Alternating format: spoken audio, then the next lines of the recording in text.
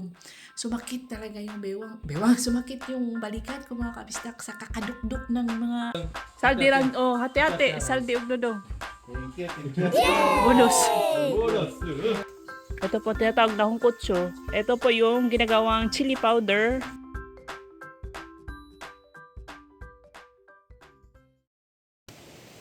Ang pagbay na guys. Nabalda. Nadud na. Sa injury. Bulagan mo. Hello mga kabisdak! Welcome back sa ating channel! It's another harvest day in the countryside of Korea. Welcome po! Welcome sa ating another vlog. Si Dudong ay na-injury. Sumasakit daw yung kanyang sa chest na part. Kasi sa tuwing gabi mga kabisdak, wala kasing aircon sa kanilang room.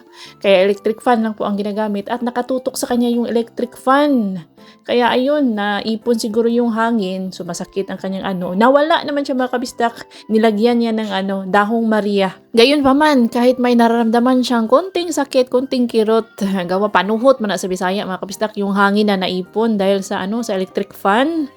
Tuloy pa rin ang trabaho. Mabilib ako dito sa dalawang magkakapatid. Wala po silang talaga masisipag at matyaga sila mga kabisdak.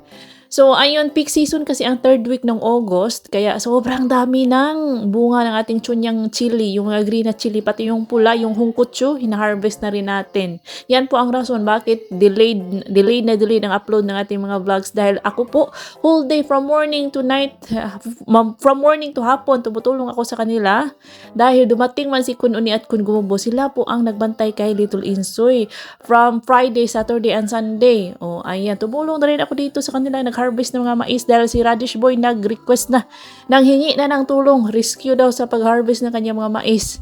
Ayan, part-time job po namin yan, may extra pay kami mga kabisdak. Extra pay, bonus para kay Saldi at Dudong. Talagang minamadali namin itong matapos ang pag-harvest ng mais para maipatuloy namin ang aming chili harvest. Yung hungkutsu kasi natin, yung mga pulang chilis, kapag hindi mo siya ma-timingan ng pag-harvest, kapag natagalan ba, nabubulok po sila mga kabisdak, at kapag nabubulok na, hindi na po natin yun pwedeng ibenta.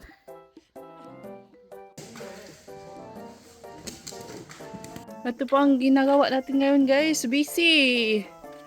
Ito po ang rason bakit busy. Matagal tayo nakakapag-upload kasi sabay na pong hina-harvest ngayon ang hungkotsu, itong pula. Ito po tinatawag na hungkotsu. Ito po yung ginagawang chili powder at chili paste. Hungkotsu. Pati so dalawang variety na ang hina-harvest natin, yung chunyang at itong hungkotsu. Hungkotsu at itong chunyang. Kahapon nakapag-deliver kami ng 22 boxes ng chunyang kutsu. Oh, ganyan po siya. Kaya talaga busy ang linya ng mga mga kabisda kasi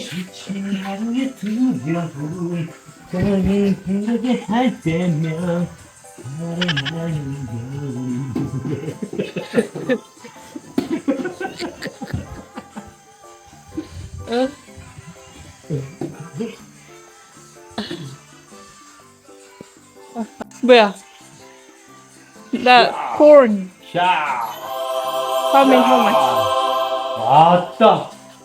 How much? How much you give them?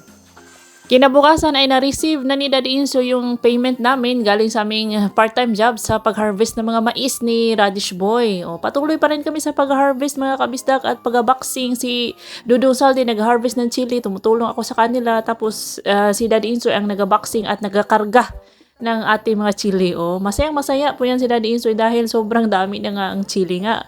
Masaya kahit alam namin na mura dahil nga maraming harvest. Peak season po ang 3rd week ng August. Matik na yan na mag-price drop talaga ito mga kabisdak. Binigyan din pala tayo ni Kun Uni. Ito po yung dala niya na peach.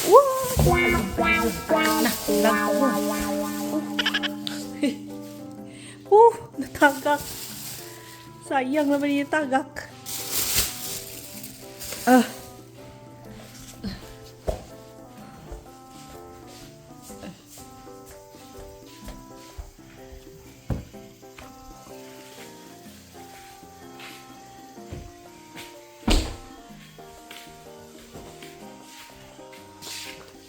Ano ko magprito injo?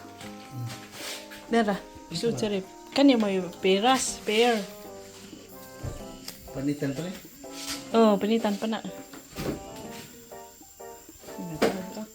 Thank you. Oh, prito ko dari dong. Ah,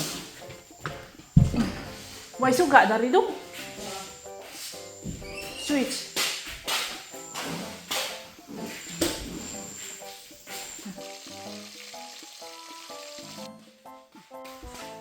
Sabi Saldi, way lawas. Saldi ukod, way lawas. bye-bye. Ha? Kasi may nagamay. Oh? Hatag Saldi. Agbahin sa kuan gapon, mais. Bonus. Oh, bonus. Wow, very good. Thank you. Saldi lang. Saldi lang, oh, hati-hati. Saldi ug dodong. Thank you. Thank you. Oh, bonus. Bonus.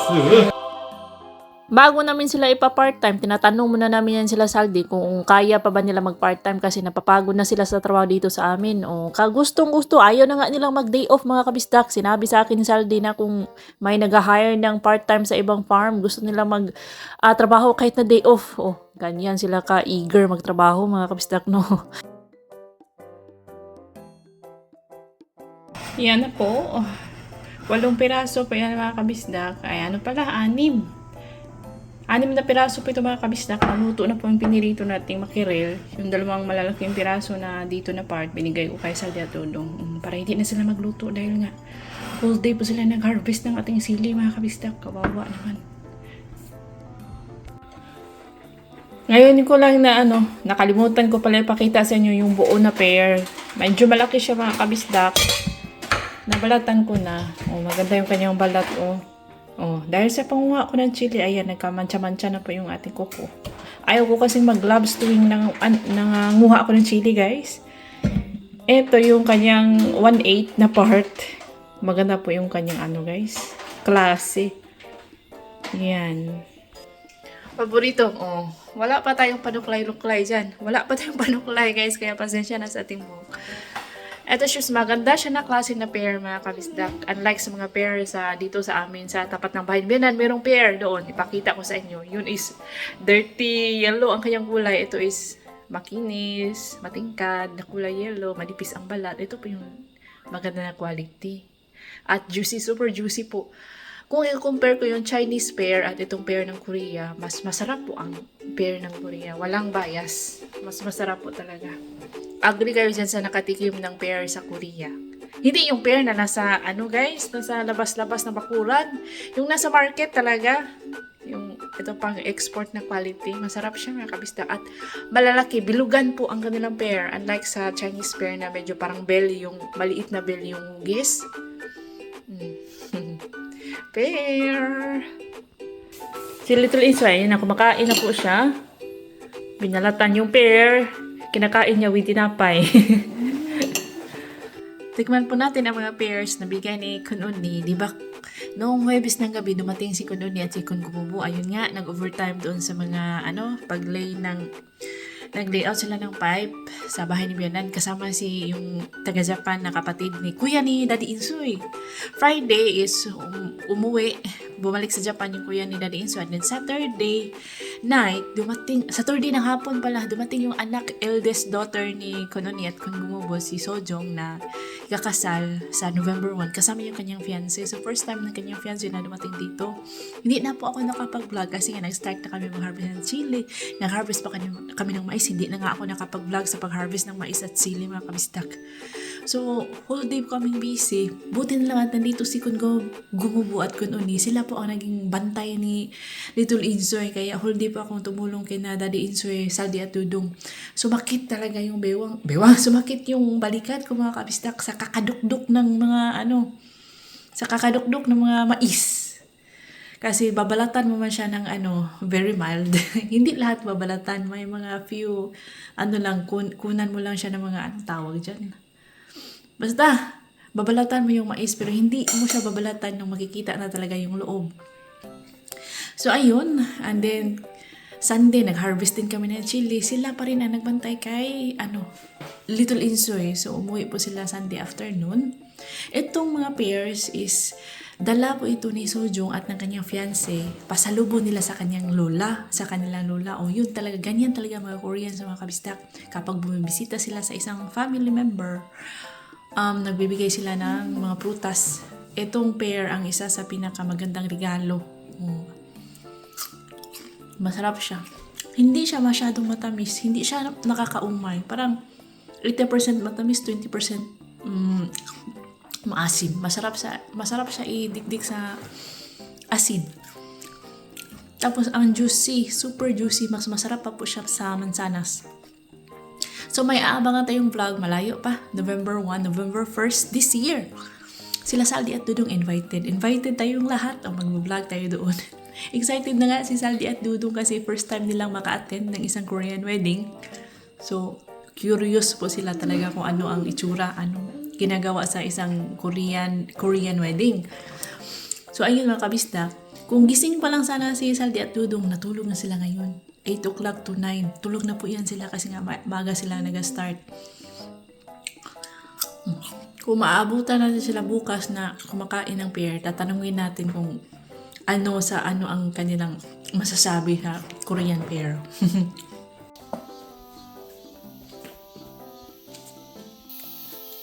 Hello guys! First day of school na ni Little Insoy. Hello mga kabisdak! First day of school na ni Little Insoy. Huwag na kayo magtaka, marami talagang sampay dyan kasi sampayan po dyan na area. First day of school ng second sem. Second sem na mga kabisdak, August 18. Yan. So, si Little Insoy ay pupasok na sa school. Ayan, kapag summer, pwedeng naka-slippers pero naka-medyas ang mga bata. Kailangan maka-medyas. Nagka-medyas talaga yan sila kapag papasok sa school. Hindi pwedeng mag-barefoot doon mga kabisdak. O, teka, Juwayo! Apa, Juwayo! Malungkot ko no si Daddy Insoy dahil papasok na ulit si Little Insoy sa school. Pero ang saya-saya ng loob niya yan mga kabisdak dahil nabuboring. Madaling maboring si Little Insoy kapag nandito sa bahay. Lalo na kung si Daddy Insoy ang kanya kasama dahil hindi po yan marunong makipaglaro si Daddy Insoy sa mga bata. Unlike ni Kun Gumubo. Kaya kung mapapansin nyo sa ating previous vlog, malapit talaga si Little Insoy. Si Kun Gumubo ang kanyang BFF. Dahil, laro man siya ni Kun Gumubo. Gustong-gusto man ang mga bata ng ganyan. So, ayan, dumating ng school bus. 8:25, pinipick up ng school bus si Little Insoy dito sa tapat ng aming bahay. At gabi na po yan umuwi galing school. Natatapos ang school 4:10 and then 4:10 to 7:30 nasa center po si Little Insoy. So, ang uwian ni Little Insoy is mamaya pang 7 ng gabi. So, ako is papasok sa school. Papasok ako sa family center pala. Last class ko sa family center. Kapag sa school ni Little Insoy, early kasi sila nag-start ng summer break, kaya early din silang nag-open. Yung ibang school kasi is bukas pa or next week, kaya may mga classes pa din kami sa family center. Nakanghauk-huk. Ba? Tawa si Little Insoy. Marami kasi mga insekto, mga kabisdak na umaano sa kanyang mukha. Ayan, nag-spray yan sila. Kapag summer, ganyan, maraming mga insekto. Gumawa pala ako ng toast kanina. Itong canopy natin, ganyan pa yan kasi hindi na trabaho ng contractor.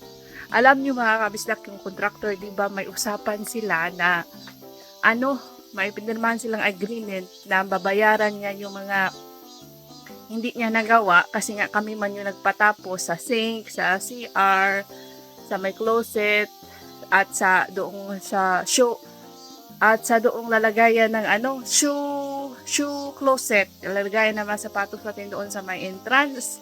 Hindi man niya nagawa, so i-refund niya yung binayad namin kasi nga nagbayad man kami ng full. So kailangan bawiin. Nag-agree siya doon. Sabi niya after 1 month daw siya magbabayad. 1 month na mahigit pero hindi pa rin siya nagbabayad sa amin at hindi na rin siya makontak. So last week, inireport ni Daddy Insoy yung contractor namin. So abangan nyo na lang po sa mga susunod na vlog kung ano ang update sa ating contractor at sa ating report. Pati si ano guys, sumama din si Hubugboy kasi yung kapatid ni Hubugboy, yung bunso niyang kapatid na lalaki, helper siya ng contractor na iyon na hindi din siya binayaran worth 6 million Korean won. Sahod niya mga kabisdak, hindi binayaran ng contractor. So, malaki yung damage. Hindi na nga makontak guys. So, ayun, ang pulis na po ang mag-aasikaso. Ngayon is mag-ready muna ako, magbibihis, at din pupunta po tayo sa bayan para sa ating klase. At plano ko guys, magpagupit ng buhok para new look naman tayo sa second sem para yung mga bata sa school, maano naman. Hoy, may nangyaring kakaiba kay teacher, may kakaiba. So, ganun ba new look? Pero, ewan ko, tingnan natin kung matutuloy yung pagpagupit ko ng aking buhok. Ayan palang ginawa kong toast, cornbread. May nakaapat na ako dito. Para ito kay ano guys? Para ito kay Saldi Dunong at kay Daddy Insoy. At sa akin na din, pang snacks ba? Kasi 8:30 naman ngayon, 9 o'clock mag-snacks yun sila. Nag-continue pa din si Saldi at Dudong sa chili farm. Nag-harvest pa rin sila mga kabistak. Super dami kasi ng bunga ngayon. Kaya hindi talaga mga 2 to 3 days. 2 to 3 days nilang harvestin yung ating mga chilies. Super daming bunga talaga guys.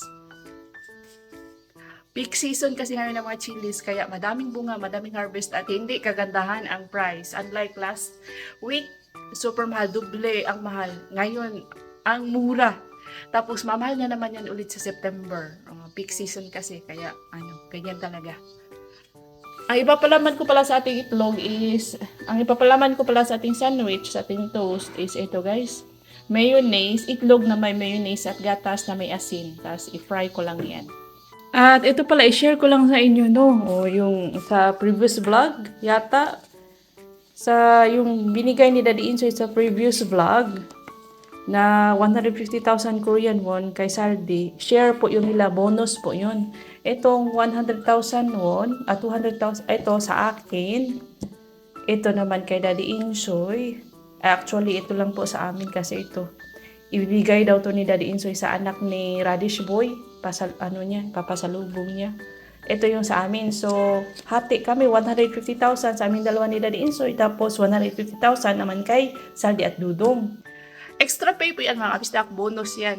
Hindi po kasali sa kanilang sahod every month. Kasi nga, ang sisipag man nila, gusto man nilang extra, mag side job. So, sumama sila sa amin mag-harvest ng mga mais. Hindi ko na i-vlog kasi kapag ganyang side job or part-time, hindi po ako nag-sideline na mag-vlog kasi nga nakakahiya sa boss, nakakahiya sa amo. Nagulat kami kasi sobrang laki ng binigay. So, nung tinanong hindi sana tatanggapin ni Daddy Insoy yung iba kasi nga ang dami.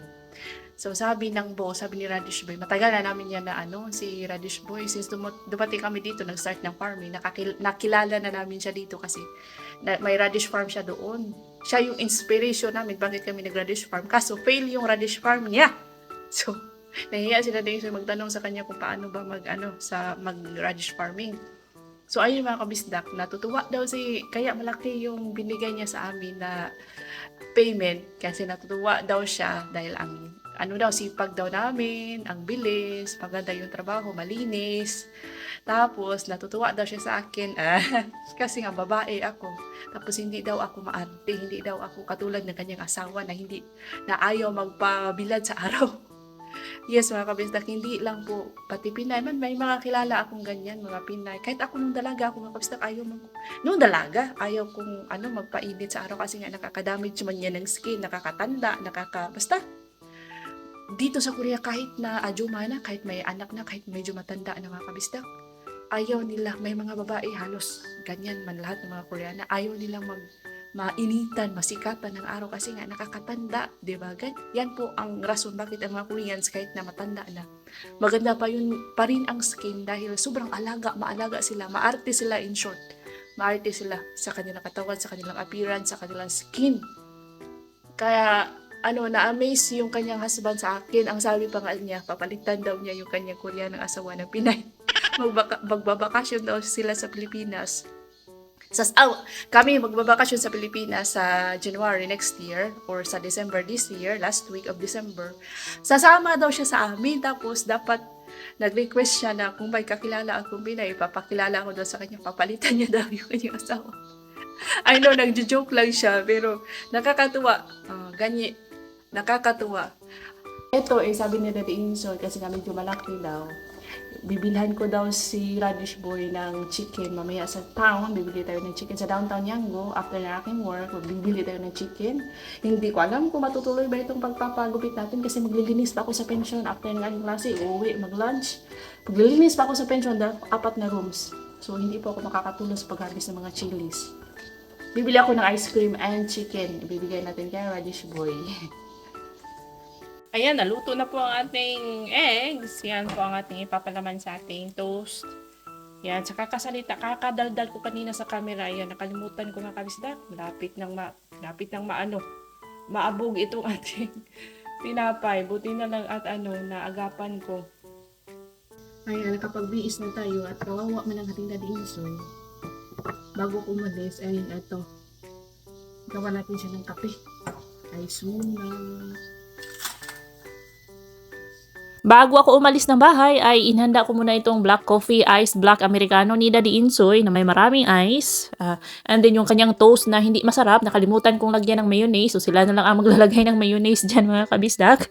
Hello pala sa ating mga masugid kabisdak viewers. Maraming salamat po sa inyong suporta at pagmamahal. Hello kay Ma'am Windel Zerna from Cebu City. Advance happy birthday sa August 30. Shoutout din sa kanilang YouTube channel. Pakisubscribe mga kabisdak. Kusina ni Coco channel.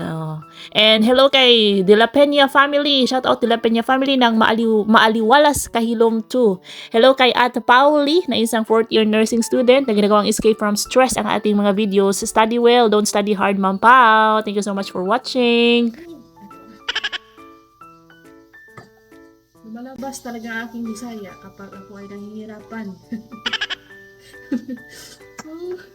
Ako lang ba mga kabisdak ang ganito na lumalabas po ang aking Bisaya tuwing ako ay nagugulat, nagagalit at nagmamadali. Anyway, shout out kay Ma'am Grace. Hello kay Ma'am Grace Branzuela at sa kanyang twin sister na si Miss May Branzuela from Ozamis City, Misamis Occidental, Mindanao. Happy birthday bukas, August 23, Miss Grace and Miss May. Hello kay At Luzel Diaz from Negros Oriental pero nasa Taguig, Metro Manila na ngayon. Happy 32nd birthday sa August 22.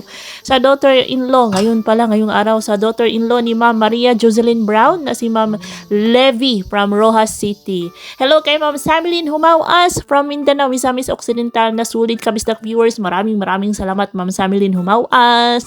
And advance happy birthday on August 25 kay Sir Luis de Belen na anak ni Ma'am Inday de Belen of Lopez, Quezon. Hello kay Ma'am Emma Bernisto. Thank you so much for always watching. Sa mga bago nating subscribers, welcome po sa ating channel. Sa mga active sa comment section, lagi nanonood, walang palya, always present.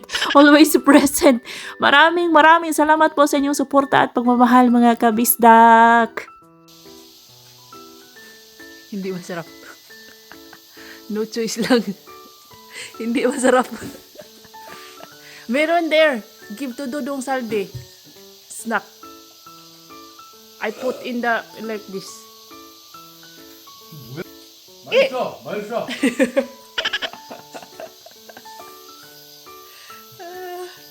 Sabi ni Daddy Insoy, ano to? Hindi niya maintindihan yung lasa. So, hindi kasi naman talaga mahilig sa tinapay yan si Daddy Insoy. So, ito is... So tara, larga na tayo sa bayan. Gustong-gusto ko po mag-CR dito sa family center dahil ang kanilang toilet sa kanilang door, meron dito may mga kasabihan, may sunshine stays in your day ba yan? O ayan. Ano sila? Maganda mag-CR doon mga kabisdak, nakakaano ng mood. Anyway, yan po ang view natin. Maganda po ang panahon that day and dito sana ako magapaputol ng aking hair pero let's see. Abangan na lang sa ating next vlog and that's all. Ingat lahat!